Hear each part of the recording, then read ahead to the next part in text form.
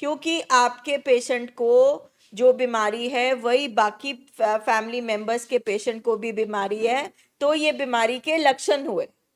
नहीं तो सिर्फ आपका पेशेंट करता या सिर्फ इनका पेशेंट करता, सारे पेशेंट क्यों कर रहे हैं, तो इसका मतलब ये बीमारी का लक्षण है। ठीक है, जिसमें पहला वाला सेंटेंस हमेशा हमें तंग करता है, अस्पताल आने से पहले भी, अस्पताल में बैठकर भी और घर जाकर भी। ठीक है, कि पेशेंट नहीं मानता,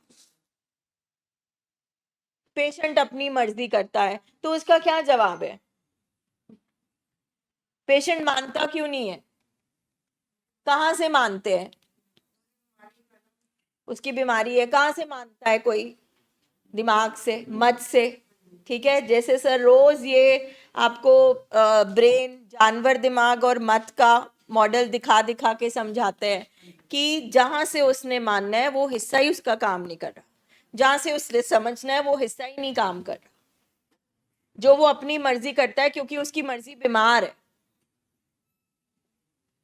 तो अगर हम इन्हीं सवालों में उलझे रहेंगे तो हम ट्रीटमेंट पे कब ध्यान देंगे? प्रॉब्लम तो हमें पता थी तभी हम यहाँ पे आए हैं। अब अगर जो घर में प्रॉब्लम थी, यहाँ पर बैठ के भी 24 घंटे हम उस प्रॉब्लम के अंदर ही फंसे रहेंगे, वो ये बोल रहा है, अब वो ये कह रहा है, अब वो धमकी दे रहा है, अब वो कर रहा है, वो क्यों कर रहा है? उसका एक ही जवाब है, उसका दिमाग खराब है, उसका दिमाग सही तरीके से काम नहीं कर रहा। मतलब वो गंदा इंसान या पागल नहीं है, ये नहीं कि वो जानबूझ के कर रहा है, उसका दिमाग सही तरीके से चीजें प्रोसेस नहीं कर पा रहा। अब इसका आप जितने मर्जी सवाल पूछ लो, जितनी उलझने इस बोर्ड पे लिखा दो, जवाब एक ही रहेगा, दिमाग खराब होने का ये मतलब है। अगर दिमाग सही होता तो वो ऐसी बात कहता? अब एक माँ उसके पास खड़ी है घबराई हुई, वो कह रहा है मैं घर जाके तेरे सामने डबल ड्रग्स करूंगा। कोई नॉर्मल हेल्दी बेटा ये बात कहेगा कभी? तो फिर जब आपको हर चीज का जवाब पता है और आप ही उलझते रहते हो, तो आप बताओ कि पेशेंट ज्यादा बीमार हुए या आप हुए? वो तो आइडेंटिफाइड पेशेंट है, उसका ब्रेन वाकई में खराब हुआ है, जैसे शरीर का कोई हिस्सा बीमार होता है।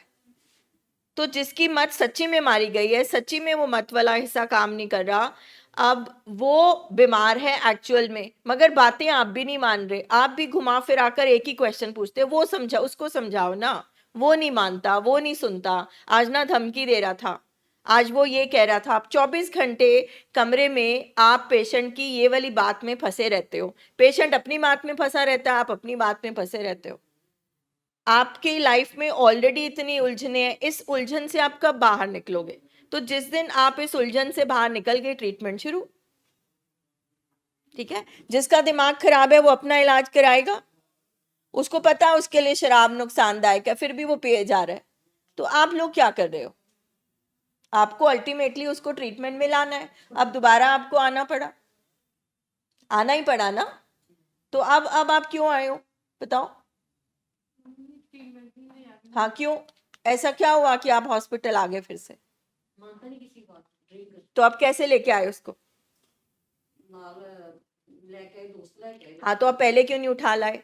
अल्टीमेटली तो उठा के ही लाना पड़ा ना। अब नहीं लाओगे, इधर नहीं आओगे, किसी और अस्पताल में जाओगे। अल्टीमेटली जब हमारे पेशेंट को फिट पड़ेगा, ओवरडोज होएगी, उसकी हालत खराब हो जाएगी, उसको नशा नहीं पचेगा, तो उठा के तो लाना ही पड़ेगा ना। अब जो इतने दर्द में खुद है, उसका दिमाग ही खराब होगा जो वो खुद इलाज नहीं मांग रहा। ये वाली चीज आप क्यों नहीं अंडरस्टैंड करते कि उसको इसमें मजा आ रहा है, उसको ये ताले में रहना अच्छा लग रहा है, उसको इस तरह से बंद रहना अच्छा लग रहा है।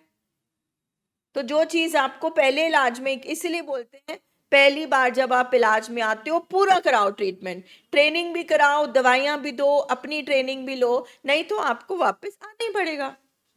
क्यों आप अधूरे इलाज के साथ रहते हो? और ये कोई 5 6 7 महीने का इलाज तो है नहीं, ये एक प्रोसेस है कि इसमें डिटॉक्स भी होना है, इसमें विड्रॉल मैनेजमेंट होना है, फिर ट्रेनिंग होनी है। जब उसकी मत की ट्रेनिंग ही नहीं हुई, उसका मत का ऑपरेशन ही नहीं हुआ, उसको जिंदगी जीने के वल ही नहीं आते नशे के अलावा, तो जब उसके पास उसकी बैसाखी भी नहीं है, वो चल ही नहीं सकता, तो वो गिरेगा ही। तो इसमें आपका क्या रोल है? जो काम आपने अब किया उसको जबरदस्ती ट्रीटमेंट में लाना पड़ेगा। करना पड़ता है जबरदस्ती पेशेंट के साथ, किसी को अच्छा नहीं लगता। मगर जिसका दिमाग सही तरीके से काम नहीं कर रहा उसको आप कैसे समझाओगे, उसको कैसे मनाओगे? तू चल, और वो चल पड़ेगा। तो फिर तो वेट करोगे, या फिर वेट करोगे कोई हादसा हो, उसका लिवर फेल हो जाए, उसको खून की उल्टी आ जाए, उसे दौरा पड़ जाए, उसे ओवरडोज हो जाए, तब लाओगे ना फिर। तो यहाँ पे यही समझाया जाता है कि पेशेंट का जब दिमाग खराब होता है तो उसको ट्रीटमेंट में परिवार को ही लाना पड़ता है। और जैसे जैसे इलाज के दौरान, और इलाज क्या होता है ये समझना बहुत जरूरी है, तो इलाज के दौरान जब उसका दिमाग, उसकी मत खुलने लगती है तो वो वैसी बातें करना बंद कर देता है। जो कल अपना जन्मदिन मना रहे थे, आपको लगता है वो ऐसी ही बातें करते थे? उनका दिमाग ठीक है तो वो ऐसी बातें कर रहे थे, जब खराब था तो ऐसे ही करते होंगे। तो सेम चीज आपके पेशेंट के साथ होनी है। तो इसमें समझना इतना मुश्किल क्यों है? क्यों नहीं फैमिलीज का दिल मानता? अच्छा, ट्रीटमेंट क्या होता है? आप इधर आए, डिटॉक्स कराया, उसके बाद आपको समझाया नहीं गया कि मन और मत दो हिस्से दिमाग के बीमार होते हैं। जो शरीर है उसको दवाइयां ठीक करती हैं। नशा छुड़ाने की कोई दवाई नहीं बनी, डिप्रेशन छुड़ाने की कोई दवाई नहीं बनी, स्किज़ोफ्रेनिया की कोई दवाई नहीं बनी। ये ट्रीटमेंट है, प्रोटोकॉल है एक। इस इलाज में जब आप आते हैं तो धीरे धीरे धीरे धीरे पेशेंट रिकवरी में आ जाता है। तो ये वाली बात आपको समझनी है पहले, आपको पेशेंट को नहीं समझ आनी।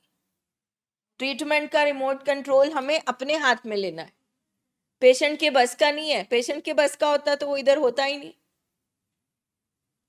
तो ये वाली उलझनों से हम बाहर ही निकलते। वो छुट्टी छुट्टी छुट्टी मांग, जाहिर है क्योंकि उसको एहसास नहीं है वो बीमार है, उसको भी वो भी डिनायल में है।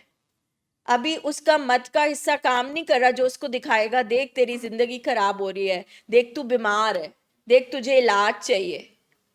उसको भी नहीं समझ तो वो छुट्टी मांगेगा। दूसरी, उसको तोड़ बज रही है, उसको विड्रॉल हो रहे हैं, उसका शरीर नशा मांग रहा है, तो वो छुट्टी मांगेगा। और क्या करेगा? क्योंकि और उसको कुछ नहीं करना आता। पेशेंट को नहीं समझ आ सकता। जब हमारा शरीर किसी चीज के लिए क्रेव करता है, जब हम भूखे होते हैं, जब तक हमें खाना नहीं मिल जाता हमें चैन नहीं आता। तो जिसके अंदर इतनी बड़ी पोटेंसी का इतना ज्यादा नशा गया हो, उसने इतना डोपामिन जिसके दिमाग को मिला हुआ, उसको चैन नहीं आता, उसकी भूख और बढ़ जाएगी ना। तो अगर हमारा पेशेंट आपके साथ कमरे में मिसबिहेव कर रहा है, वो इसलिए कर रहा है क्योंकि उसकी तोड़ उसको मजबूर कर रही है। वो अगर हमें ब्लैकमेल कर रहा है तो वो इसलिए कर रहा है क्योंकि उसकी बीमारी उसको फोर्स कर रही है, मजबूर कर रही है। अगर वो बार बार बोल रहा है नीचे जाओ, छुट्टी लो, छुट्टी लो, छुट्टी लो, तो मजबूर कर रही है।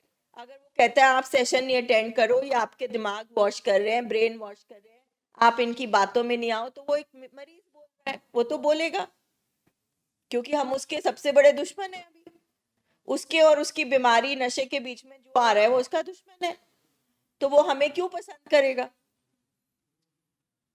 और अगर हम नई भी पिक्चर आप में आए तो घर में आप रोकते हो तो आप भी उसके दुश्मन ही हो, आपकी भी वो नहीं सुनता। तो आप देखो ना कि इतनी लंबी उलझनों में फंसे हैं। पूरा दिन आपका फोकस होना चाहिए या मीटिंग में क्या बोल रहे हैं, कौन सी फैमिली आके शेयर कर रही है, एक बीवी ने अपने हस्बैंड का ट्रीटमेंट कैसे कराया, माँ बाप ने अपने बच्चे का ट्रीटमेंट क्या कराया। क्यों यहाँ पे कुर्सियाँ लगी हैं? किसी कारण से लगी हैं, क्योंकि इसका जो इस बीमारी का इलाज है, जो मेजर पोर्शन इलाज का है वो है सीखो, ट्रेनिंग लो, सीखो बीमारी के बारे में, सीखो ट्रीटमेंट के बारे में, सीखो पेशेंट से कैसे बात करनी है। और सबसे पहले आप मानो कि आप भी बीमार हो, क्योंकि हमारे दिमाग में भी चिम्ब्रेन है, जानवर का हिस्सा हमारे दिमाग में भी है। मत हमारी भी चलना बंद हो जाती है, हम इतने परेशान हुए होते हैं, हमें कुछ नजर नहीं आ रहा होता है, हमने इतनी मेहनत करी होती है, हम थके होते हैं। सबसे बड़ी बात, हम पेशेंट से नफरत भी करते हैं और प्यार भी करते हैं। एक पल हम सोचते हैं कि ठीक हो जाए, हमें तरस भी आता है, प्यार भी आता है। दूसरे पल हम कहते हैं या वो मर जाए या हम मर जाए या कुछ खत्म हो जाए। अब आप सोचो कि इस हाल में जब आप बैठे हो, अब इस स्टेट ऑफ माइंड में आप अपने पेशेंट को कैसे ठीक करोगे? फिर आप ये भी बोलते रहते हो कंटिन्यूसली, बस जी ठीक हो जाए, बस जी ठीक हो जाए, बस जी ठीक हो जाए। ये नहीं बोल सकते। क्या आप ये नहीं बोल सकते क्या नहीं बोल सकते? कि वो मर जाए। बोलती हैं फैमिलीज, बोलती हैं families. Let's talk about facts, है ना। जब एक वाइफ को हस्बैंड ड्रिंक करके मारी जा रहा है, बच्चे के सामने बच्चे रुल रहे हैं, तो दिमाग में अजीब अजीब ख्याल आते हैं, क्योंकि फैमिली के अंदर भी जानवर दिमाग है। नहीं, चलो आप नहीं मानते, ठीक है, हम सुनते हैं, फैमिलीज बोलती है। ये नहीं होता कि वो चाहती हैं ऐसा हो, मगर वो तंग इतनी आई होती है, नहीं बोलते। वो अपनी लाइफ को भी एंड करने की कोशिश करती हैं। कोई नहीं बोलता, कोई नहीं बोलता। और देखो ना, सबसे बड़ा प्रूफ ये है कि आप अपने पेशेंट के साथ बैठे हो, तो इसका मतलब है प्यार करते हो। पेशेंट के साथ नहीं बैठे, आप अटेंडेंट के साथ बैठे। आप प्यार करते हो पेशेंट को, आप चाहते हो कि वो पेशेंट ठीक हो, मगर इस दिमाग से जो अभी क्लैरिटी, साफ साफ चीजें नहीं देख पा रहा, नहीं समझ पाएगा, तो आप अपने पेशेंट का इलाज कैसे कराओगे? इसलिए 3-4 दिन से सर बोलते हैं फैमिली फर्स्ट। पहले फैमिली सीखती है, समझती है, रिकवरी में जाती है, फिर पेशेंट रिकवरी में आता है।